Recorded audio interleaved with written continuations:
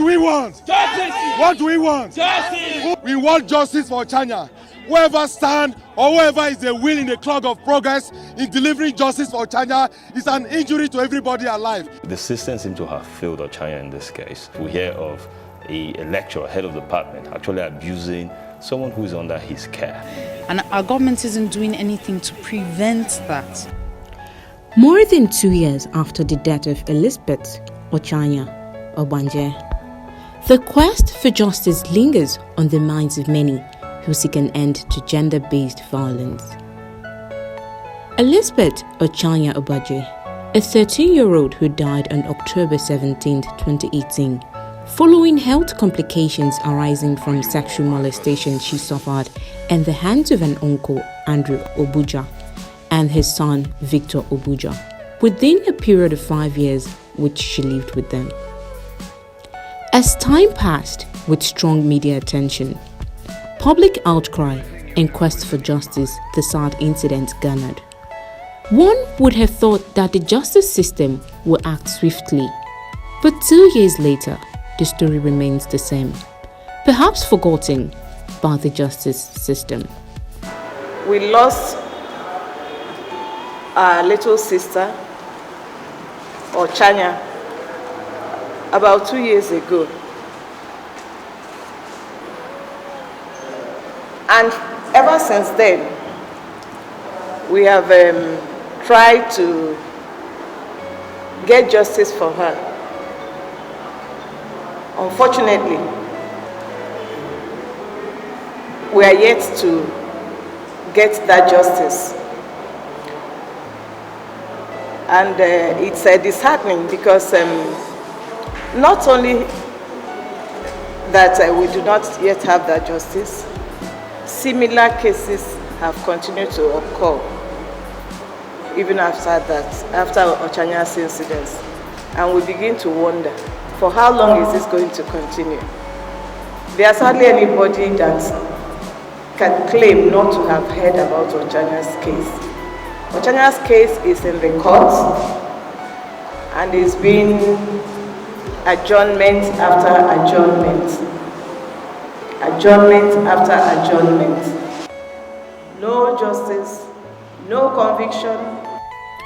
With the unsatisfactory way the judicial authorities handled the case, many have again called to question the seriousness of the legal system in serving justice to perpetrators of sexual abuses. The kind of attitude towards justice in the country is very, very discouraging. And today we are still not going to give up about the case of Ochanya, who also passed 2 years ago as a result of repeated sexual abuse. They insist that the lackadaisical disposition of the authorities leaves less to be desired. We need to put on record here our utmost disgust with the Office of the Inspector General of Police to think that one of the two suspects in the alleged serial rape and sodomization that led to the death of Elizabeth Ochanya Obanje will still be at large. Our worry is not just the fact that Victor Obuja is at large. Our worry is the conspiracy of inaction and silence by the Inspector General of Police. After 2 years of the death of Ochanya, Victor is said to be at large, and there has been no step taken by the Inspector General of Police or the Commissioner of Police, Benue, or anybody whatsoever to cause a process to be followed for the arrest of Victor.